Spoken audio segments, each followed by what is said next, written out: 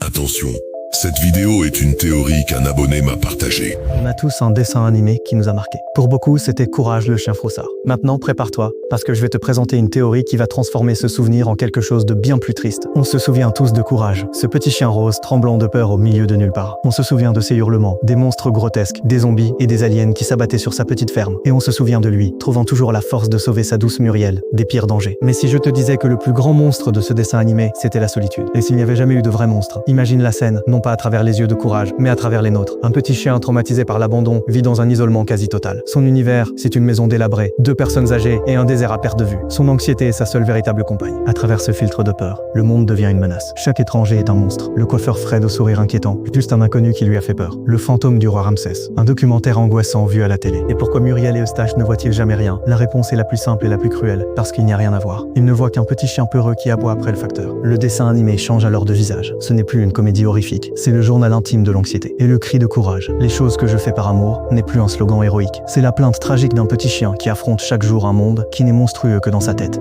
Cette théorie change tout, n'est-ce pas? Dis-moi en commentaire quel est le monstre de courage qui t'a le plus marqué étant enfant. Était-il réel ou juste une illusion? Abonne-toi si tu aimes quand tes souvenirs d'enfance prennent une tournure bien plus sombre.